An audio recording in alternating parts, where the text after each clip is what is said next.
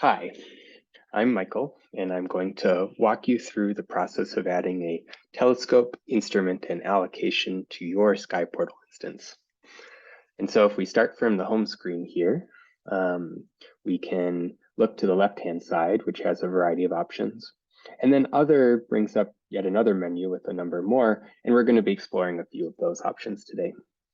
And so if I click on telescopes, what you'll get is you'll get a screen that has a variety of existing telescopes, and then if you click on the option here, you'll get information on the right-hand side about those telescopes. And so if we look in the top right-hand corner, we can click New Telescope here, and we can start adding a new telescope. And so I'll just call it my new telescope.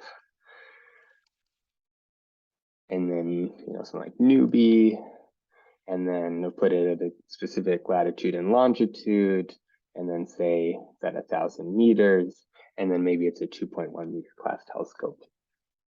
Finally, if you have a fisheye lens or something, you can put the URL there, and then sort of a weather website, you can put it there to enable folks to easily find it off of the app.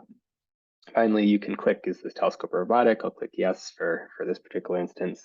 And then, is it at a fixed location, i.e. is it fixed location on the Earth as opposed to, in space, like the NICER and SWIFT, which are down here. And then I'll click submit. And then my new telescope will appear on my world map. And you'll notice that the icon is dark, which means it's after sunset in that local time zone. So from there, if I come back to my left-hand side and I click on instruments, I can add a new instrument. So here we can call it, not very interesting, my new instrument. And then maybe it's an imager, and it's in the optical, and it's in the filter list. So we have SN Cosmo filters here. We can specify, in this case, maybe it has the same filters as ZTF, ZTF-GR and I. Then in this drop down here, I can add, it's my new telescope again. We have options to, if your telescope is accessible by API, you can talk to the developers to add it to the API list. If you want to be creating like multi-messenger observation plans, which we'll talk about in a future video, you can get those in the drop down here. We have a generic interface set up called MMA API that works for the vast majority of instruments that you'd be interested in. We can customize beyond that, but that's what, to first order, you should be choosing. Finally, you can tell the app a little bit more about your instrument. For example, we use the concept of these region files to tell us the shape of the field of view. If your field of view shape's relatively simple, like it's just a circle with a 3-degree field of view, then you can specify that.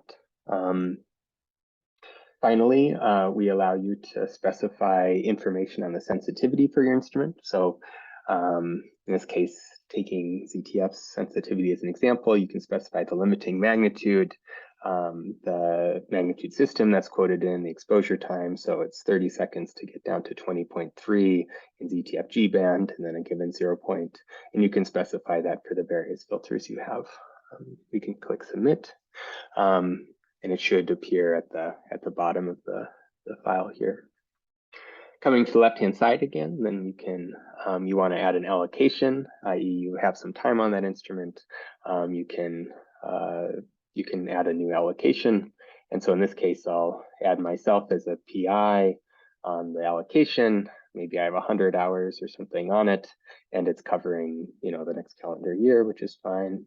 I can specify the instrument in the dropdown, my new telescope, my new instrument, and you can specify the particular group that it's a part of. So, maybe you have a group for variable stars, and it's a variable star program, and so you'd click that in the dropdown here. And then some instruments require specific tokens or passwords, and so it's in this data here that you'd specify that. We have examples in the documentation for various existing APIs for where you might go for that.